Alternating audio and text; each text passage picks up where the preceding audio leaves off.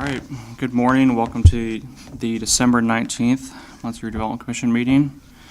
Roll call, Bishop here, Dale. Here. Miller is absent. Rebella. Here. Wagley. Here. And Lowe. Here. We have the agenda, proposed agenda for today's meeting. Any proposed revisions or motion to accept? I'd move to accept. Second that. A motion and a second. Bishop, yes. Dale. Yes. Rebella. Yes. Wagley. Yes. Meeting memoranda from the November 21st meeting.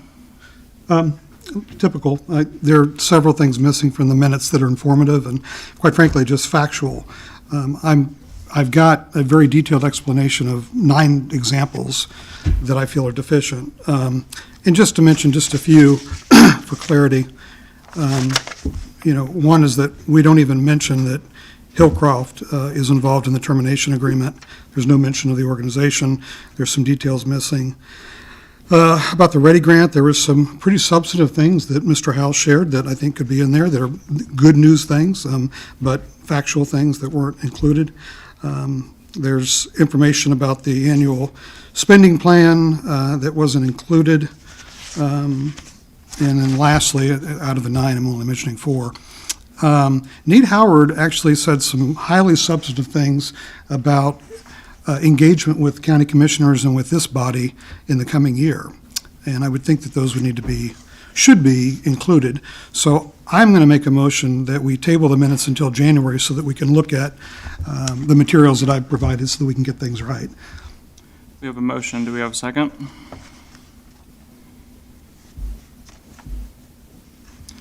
Motion failed. Any other motions to make? Motion to accept as is. Approve, or whatever, second. We have a motion and a second. Any further comments? On the motion to accept the previous meeting memoranda as presented, Bishop, yes. Dale? No. Rebella? Yes. Wagley? Yes. Minutes or memoranda approved. Claims from the controller.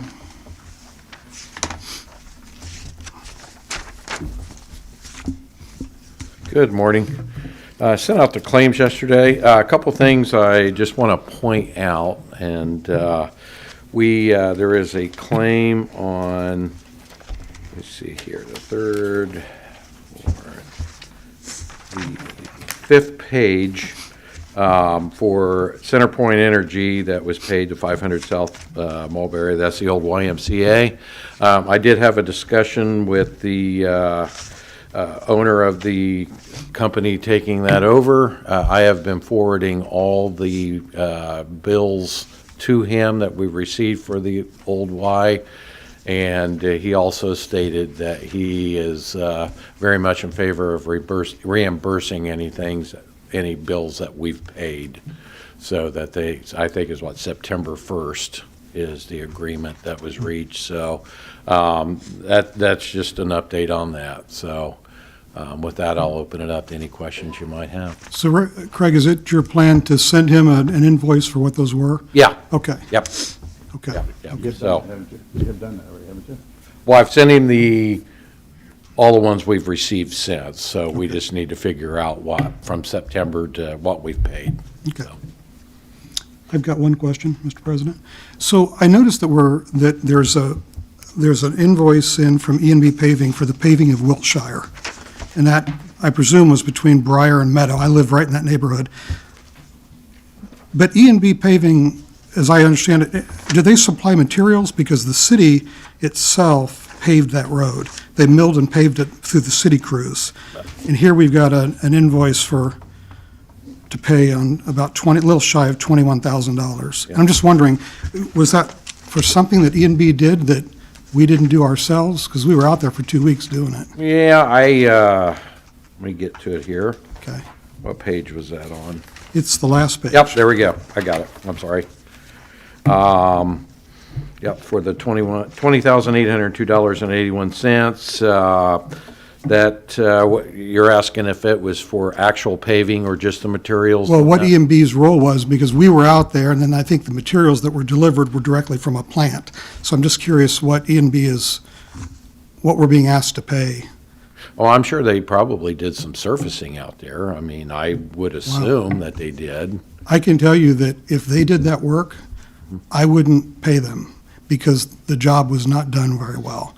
There's some flooding issues, there's seams that are incorrect. It's not the type of work that E&B or a company of their likes would ever do, would ever provide. It wouldn't pass hopefully our engineer, but this work did, but it was city crew out there the entire time. So I'm just wondering why we're being asked to pay this, but it may be that they provided something. Yeah. But I until can then, I don't. I can certainly follow up on that. I mean, I don't know the specifics of this is what they did for that, so.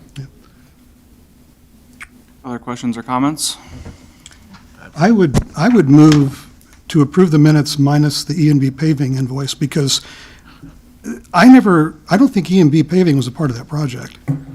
Unless they supplied some type of materials or management, I live right there. And I'm also trying to figure out why the MRC is involved in one of the most affluent neighborhoods in Muncie. It's not close to a TIF. It's not contributing to anything that our mission, by the way, Craig, I'm not looking at you, I'm just stating Right, this in yeah, general for whomever can hear. I don't understand why we would be paving in that neighborhood when it's not attributing to an MRC project or the mission of the MRC. So I'm going to move that we pay everything on here with the exception of this invoice. We have a motion. Do we have a second? We'll second that motion. Further discussion or comments on the claims? Craig, I had a question about, also on the last page, about the Indiana stamping. I'm vaguely aware of it. I don't know if you had an update on what those services were specifically for. It's on the last page. Yes, right under the Wiltshire paving. Oh, the Barnes and Thornburg? Correct. Okay, well, that's legal, so fees that we paid for, they've been doing some work with trying to finalize the Indiana stamping on that, so, I could follow up, send you an email, you want the invoice from it? Sure. As long as the invoice deals Okay, what I'll send you the invoice Thank you. after the meeting. And I'll take the invoice from E&B paving Okay. because I'm really curious about that. Yeah. Thank you. All right, the motion on the table, which has been seconded, is to approve the claims with the exception of the Wiltshire paving amount of $20,802.81 to E&B paving. On that roll call, Bishop, yes. Dale, Yes. Rubella, Yes. Wagley. No. The claims have been approved with the exception of the E&B paving for Wiltshire. Craig, if you would like to send out information on that, and those can be I considered will next. send it out as soon as the meeting's done. Thank you. Next item on the agenda is the report from the director. All right. Over the financial information that I have not handed out yet. Let me do that. Thank you. Thank you.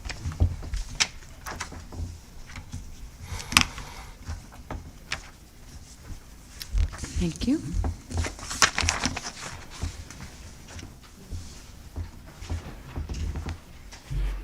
You can see the activity in the TIF funds. TIFs are all, have been moving up, except for the village garage, because the maintenance of that garage comes out of that fund. We have total focus funds. We've got all the TIF balances. And we've got the markets on Madison at the 322 remains in the bucket there. White River Lofts, 977. The Till Pond at 272. Which obviously will come down once we get started working on that. It's come down some for some work, but parks just under 60,000. Total focus funds 2.3 million.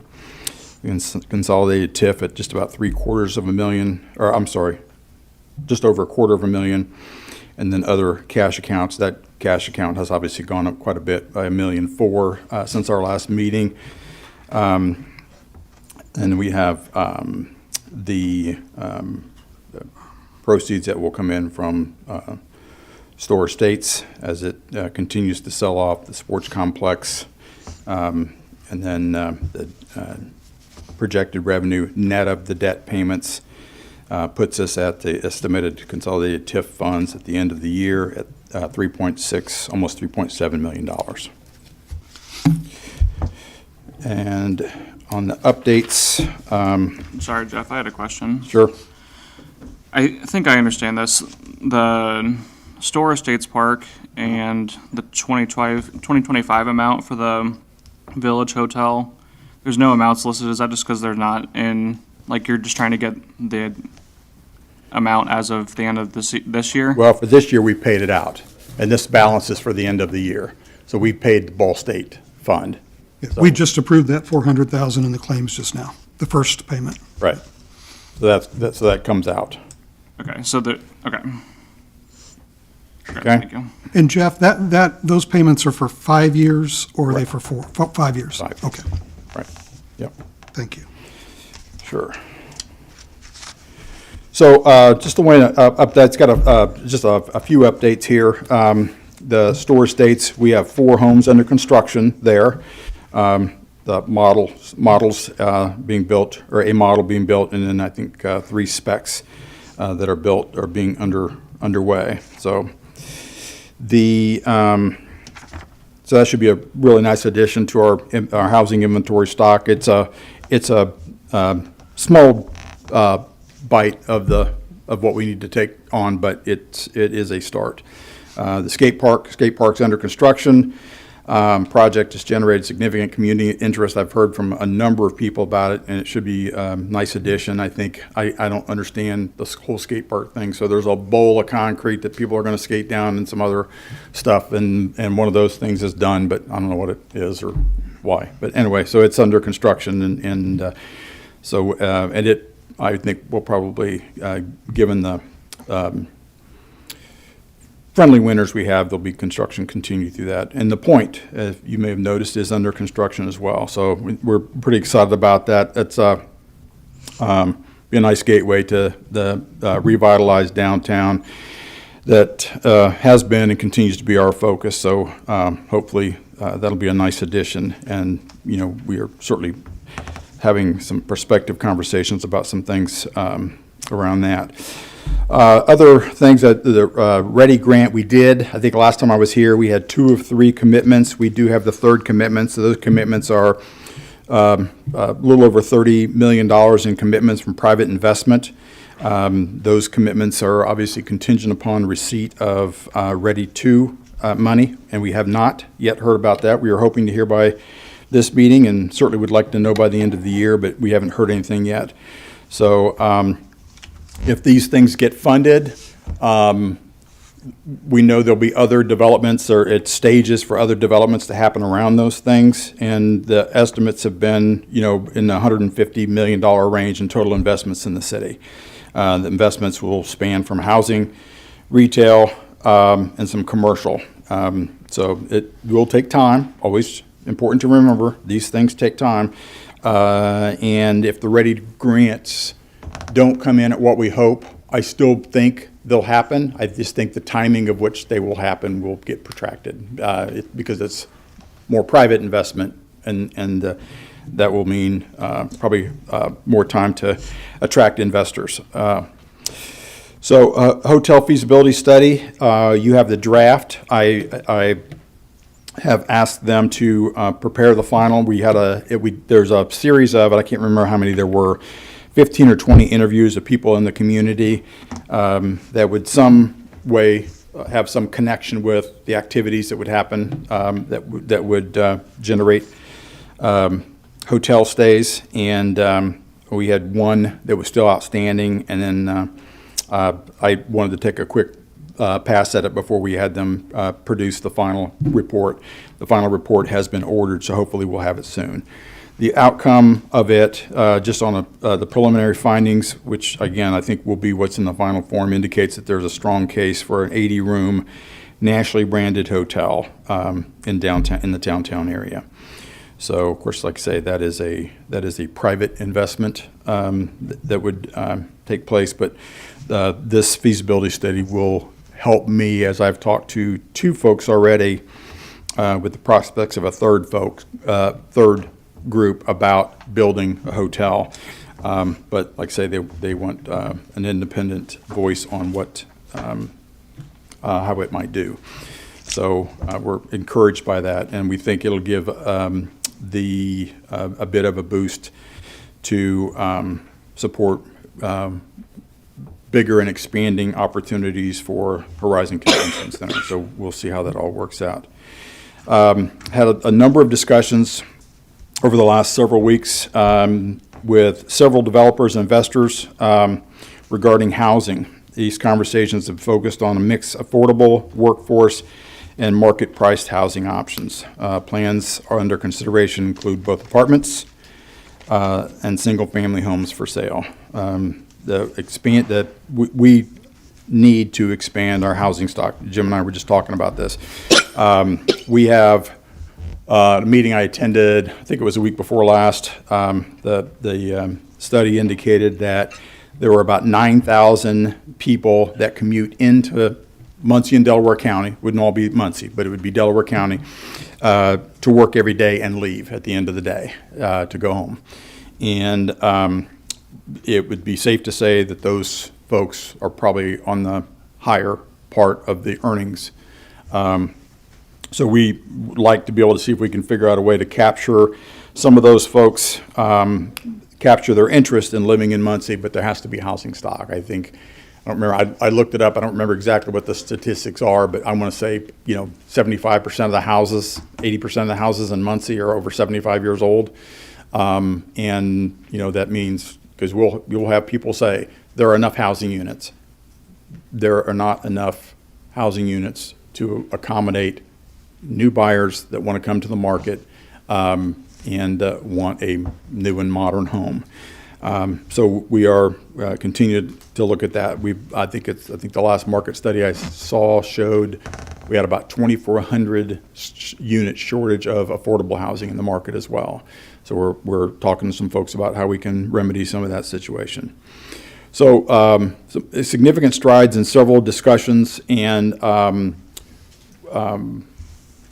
hopefully we'll be able to have further some discussion. I've got a couple of meetings set up for first of the year, so we'll have to be able to have some further discussions to see if we can get some folks interested in making some investment here in those kinds of properties. And I think there's some interest. It's just, got to get the math to work. So we are working on that.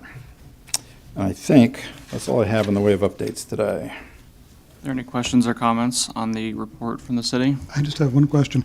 Jeff, is there, you mentioned the market study, and I assume there's a housing study as well that we work from. Can that be shared with the commission?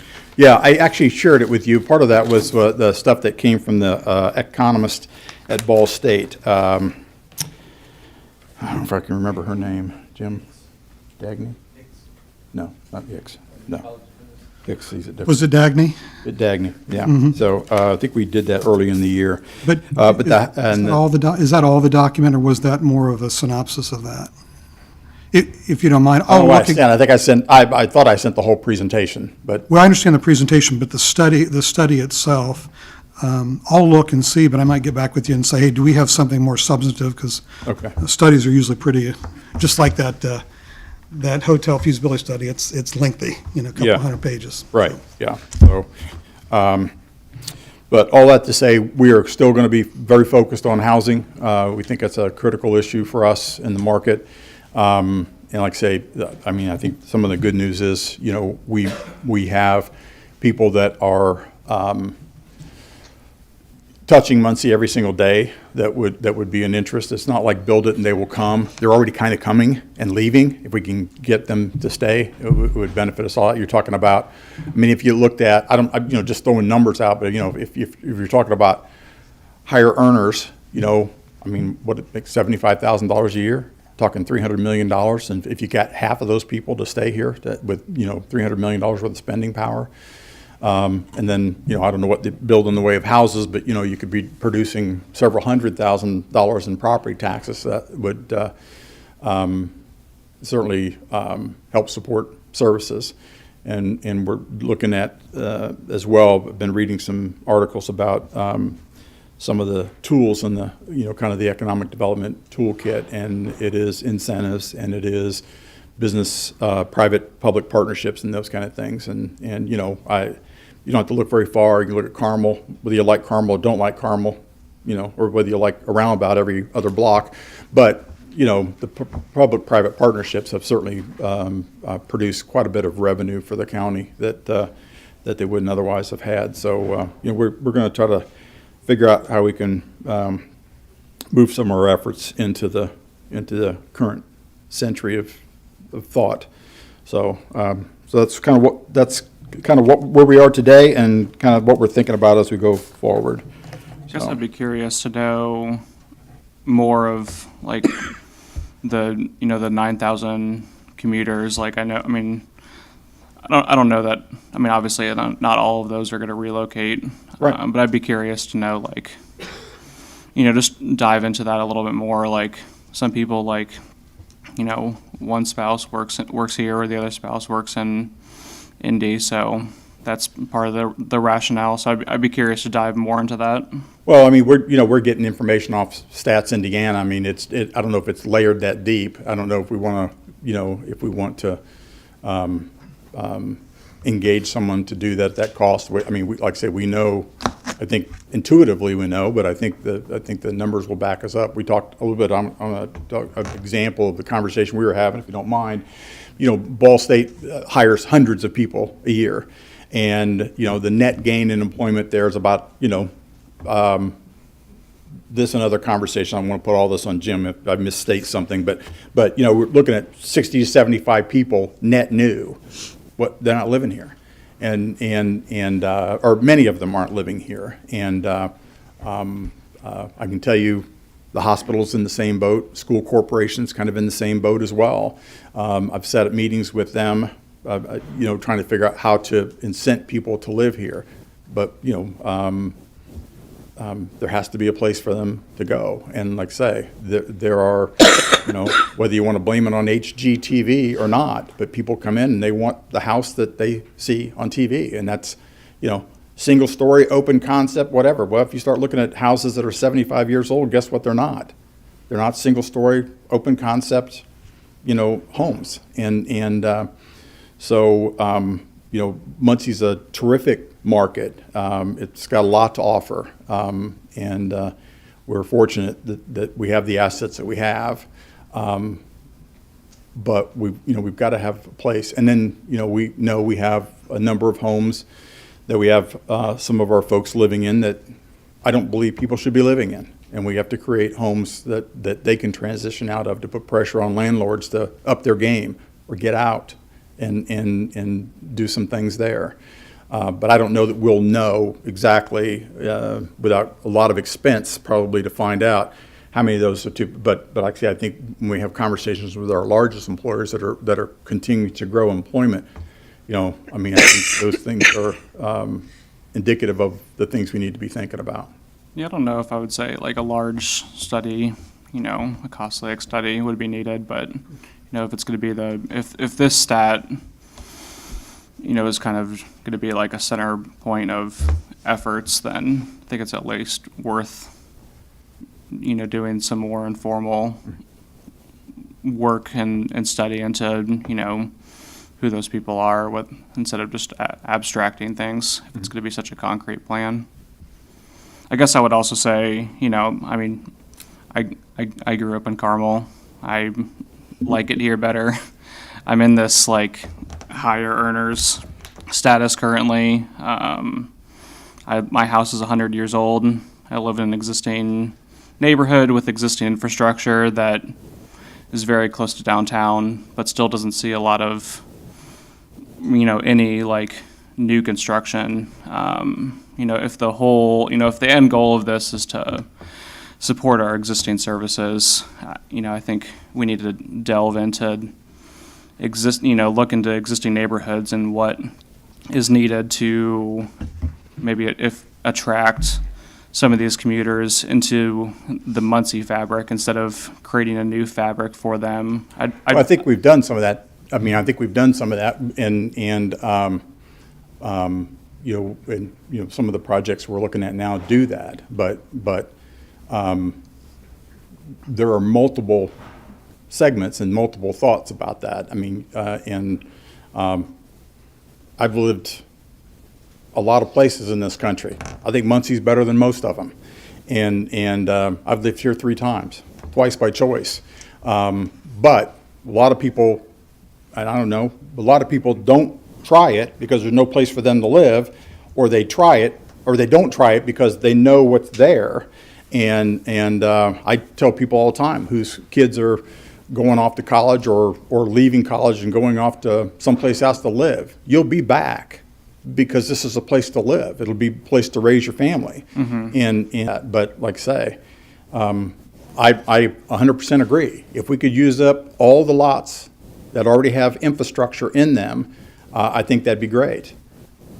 But not everybody wants to live there, and good for the people who do, and I think that's great. And I think the neighborhoods have a lot to offer. I really do, but we've got to think about the whole spectrum, and not just one. And like I say, we've got to figure out how we cast the net as far as we can to make sure we are the place for more people to desire to be here. But yeah, I mean, this is a great place to live. As long as the work to support existing services does not, in turn, create more services to be maintained. Sure.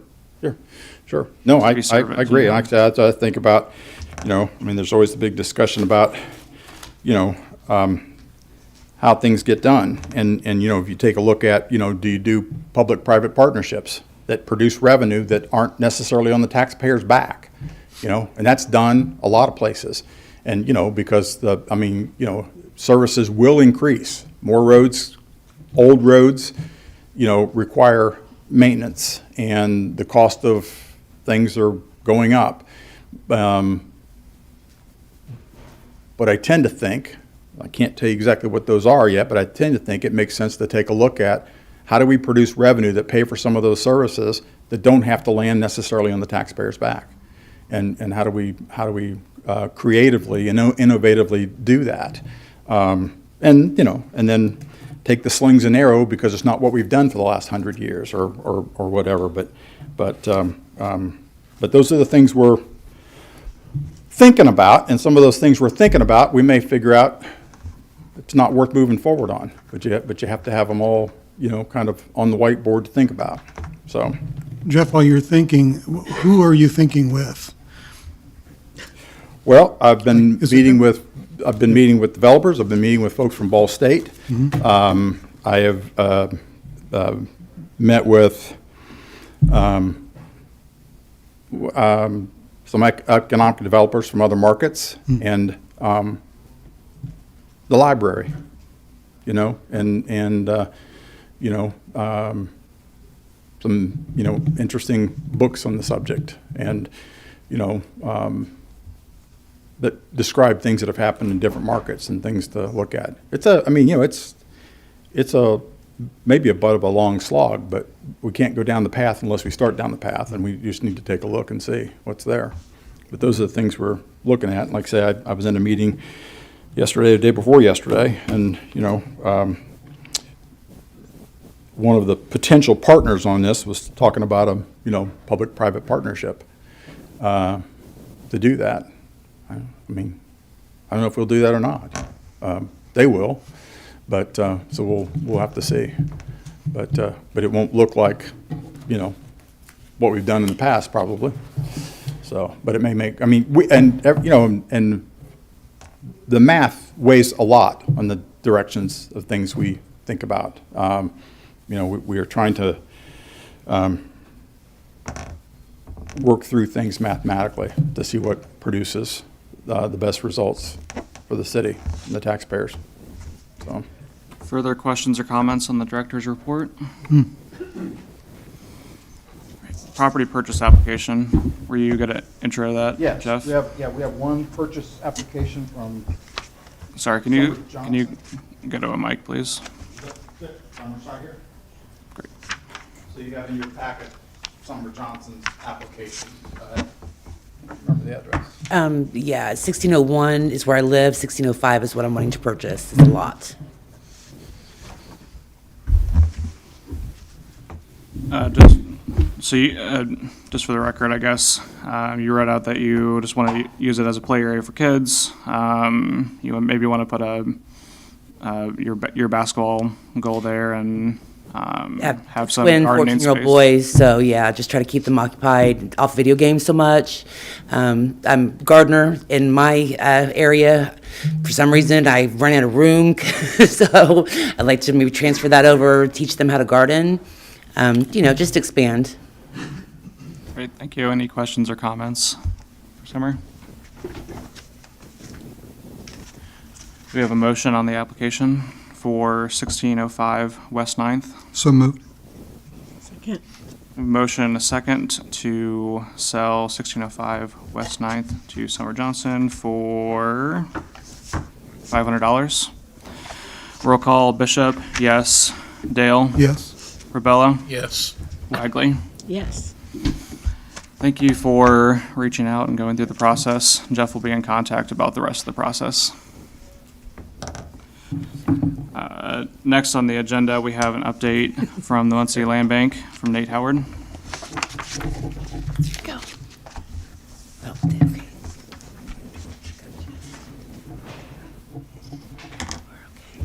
And you just call me later and, okay, great, thank you.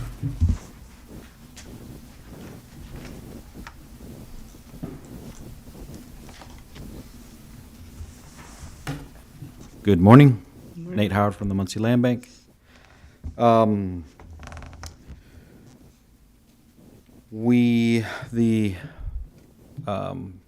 40 properties that were awarded to us in April, 2 of those were deeds, so we have those in our inventory right now. 2 were redeemed, and then the other 36 have just been awarded by the court, so they've made it through the redemption process. We petitioned the court. Those deeds are now in the auditor's office, and I'm going to go over there today and hopefully sign whatever paperwork needs to be signed and pay to have them transferred and recorded, and then we'll initiate quiet title action, so taking full ownership in the spring sometime.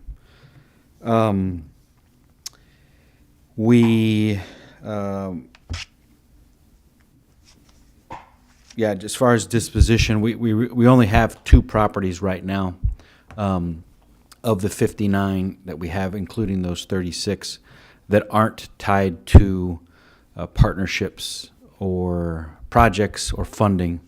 So there's not a whole lot happen as far as moving property. All that property that we got from the MRC a couple years back, we've that's back out into the public. But yeah, so we're waiting for this property to come through. And as I've said many times, like what we're doing now is gearing up for a new ask to the county for property. And what that looks like is, getting out into the areas where we have partnerships and analyzing the data that we've collected, and then with neighborhood actors deciding on, okay, this is an area where we want to prioritize intervention, and then build that out into a proposal that we would present to the commissioners, hopefully in early spring, the county commissioners. And again, we're primarily working in the Old West End, Whiteley, in Industry neighborhood. We had our first Friday meeting. I've been teaching a third-year planning studio. The 400-level architecture studio was working kind of concurrently with us in the Old West End, trying to fill in information gaps related to the project that we hope to initiate here very soon. The students, both those classes presented at First Friday. They did a really great job and have prided us with a whole new archive of information to kind of use as we think about doing a project that's building housing, but also thinking about quality of life and green spaces and business investment and yeah. We are not going to have a January 1st Friday meeting just because of the holiday season. But we are we're trying to formalize our partnership with the BSU Urban Planning Department, thinking about that we have 2 studios that students go through and how we've used them in the Old West End, but we want to really create like a program where those studios go into a new neighborhood, so that could be industry, could be Whiteley, could be elsewhere, and we have a very specific program that we're asking them to help us develop. And connected with First Friday, we're also trying to bring in some speakers for our First Friday meeting from other places around the state. We've been mostly pulling on local folks for those meetings, but we'd really like to start attracting folks from other cities that are doing innovative things, doing some of those public-private partnership things that Jeff mentioned, and we're doing that with the Urban Planning Department, seeing if we can't have Ball State pick up a little bit of the tab to bring somebody in. They can speak at First Friday and also work with their students and speak at Ball State in different venues. We going to be presenting at the IDEA conference in March. If anybody, that's a great Muncie space. So if you haven't gone, you should go. It's great. A lot of really interesting presentations from local folks. I talked a little bit about the tax sale last meeting, and we've done a little bit more digging into that. We really want to report to the public, like this is what's happening through the tax sale in an unbiased way, just because we believe that transparency about that process is helpful. So there were, let's see, do the math real quick. About, let's say 491 properties, I think, 492 properties that were up at the tax sale in Muncie city limits, and 198 of those sold. Those were overwhelmingly properties that had, it was the first time going to the tax sale. And we have all this on our website, and I can send a PDF report that explains all this. But so that those 198 sold, 143 of those were structures, 55 were vacant lots. That represents $0.6 million of tax delinquency. I'm sorry, can you repeat that? How much? 0.6 million, 600,000. And the total surplus was 3.2 million. So the county, that's what the county earned in surplus. So there was actually $3.8 million spent on tax certificates, bidding things up. And the largest purchaser was Home Free Enterprises. They spent about $1.9 million for 56 properties. That's Delaware County, located here in Delaware County. M. Jewel LLC, they spent around $1 million for 47 properties. And then the largest next, as far as inventory, was Crestline Capital out of Florida. They acquired 16 properties, but they were cheaper properties, so their investment was less. But so we have all the information that, the folks that have invested the most, where they're from, who now has the most property. And we'd like to track that and see what they're doing with it. If they're just trying to get that kickback, if somebody redeems the property, if they're redeveloping them, or not. And then so on the other side, we had 293 properties that are unsold, that went unsold. And that's 3.21 million in tax delinquency that's still outstanding. The largest are 57 of those were in industry, 53 in Whiteley, 41 in Southside, 38 in Thomas Park, Avondale, 22 in Morningside, 17 in Old West End, and then there's lesser numbers in other neighborhoods. And again, for me, it's slowly crystallizing what is, where do we fit into this? Because if the tax sale can generate the kind of revenue that it did for properties that go through for the first time, that's great. That's great. If, after we track, they're doing things with those things. But it's what happens to the properties that don't sell and then stay, and then they churn. And that's where I talked about trying to have some conversations with the county about, hey, with these properties that don't sell, that have been rejected by the market, going through the tax sale, the original owner didn't want it, nobody at the tax sale didn't want it, maybe you have a deed sale, properties that don't sell, that really have just been rejected, the only way there's going to be,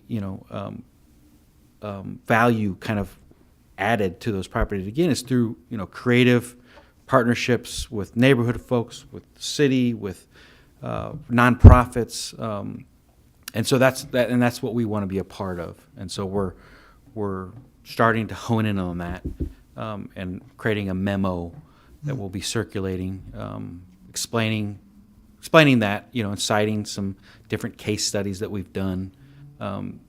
Because we just want to be about what's most effective and stay in our lane and be a part of a solution that makes sense for everybody.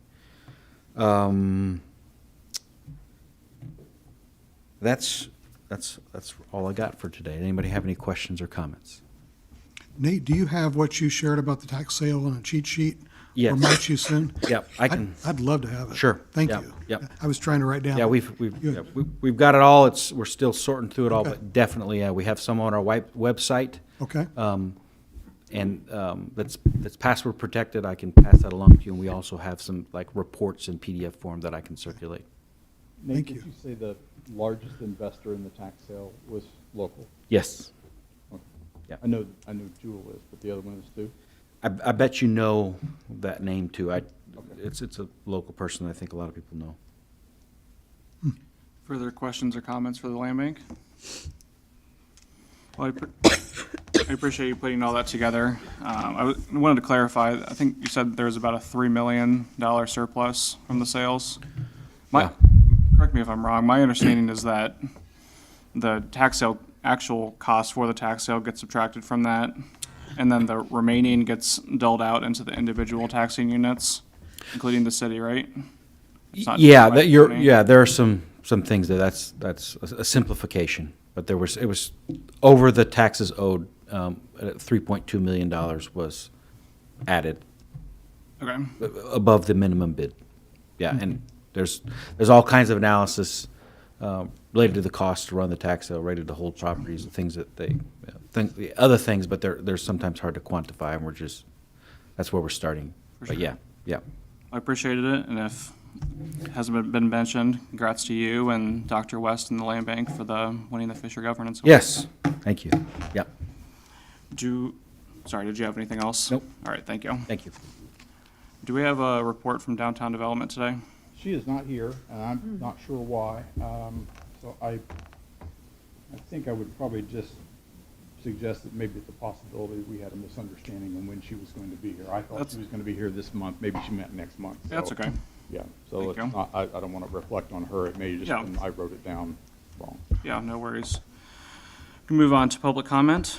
Anyone here wishing to speak? You have 2 minutes. Please state your name for the record. Good morning. Excuse me, Ed Canasser, FC Tucker. Someone from D.R. Horton dropped a bag of goodies off to our office, and so I wanted to share them with you all, because you all had a big role in putting that project together. So I won't pass them out individually, but I'll give them to Shereen. And if you would, you can I have will them to pass hold them and out. do as you wish. Sure, I will do that. Very good, that's all I have. Merry Christmas, everybody. Thank you. Any further comments from the public? You have 2 minutes. Please state your name for the record. Rick Yenser, newsman and author, Muncie. A couple things come to mind. We learned yesterday that the city spent about $2 million on Columbus Avenue. And the question is, what happened to the bids, and what's the work involved. I need a breakdown too of ready money. I know you got ready money. Some of that went into that project you just talked about. Another project worth millions in investment. You know, we'd like a little bit more breakdown of how many millions of dollars you're spending on development and what the impact is. And on the housing, you might want to know your neighbors are doing the same thing. Yorktown just spent, I don't know how much, into 30-some million at Thiemann's building that housing addition west of town. They're having problems with property management operated. I just heard about a month ago the county's got another one of these tax credit problems that they're going to dump another 120 apartments and homes out on Cowan Road somewhere. And these tax credit properties, even though they bring investment, like you all know, they don't bring in local jobs because the suppliers, the laborers, they come from anywhere but Muncie. Just a few things to remember when you're spending taxpayer money. Thank you. Further public comments? 2 minutes. Please state your name for the record. Yeah, good morning. Carly Aker-King. I'm the new executive director for Mad Jackson Muncie, and so just wanted a chance to introduce myself. My appointment is certainly a significant moment for Mad Jax as we work to transform the way in which we operate and especially the way in which we are governed by our board. And so just wanted to express appreciation for continued support of our organization, the work that we do in Muncie. I'm still getting up to speed on my role, so just about a month and a couple weeks into it, but I do look forward to providing some regular updates to the commission and working together to ensure that our property and the work that we do in Muncie aligns with your goals too. Awesome. Thank you. Thank you. Congrats. Congratulations. Carly Akery -King. Thank you. Further public comments? Move on to commissioner comments. Anyone have anything? Nothing today. With that, I will seek a motion to adjourn. So moved? So moved. Do we have a second? Second. All right, we are adjourned. Next meeting is January 16th. Thank you.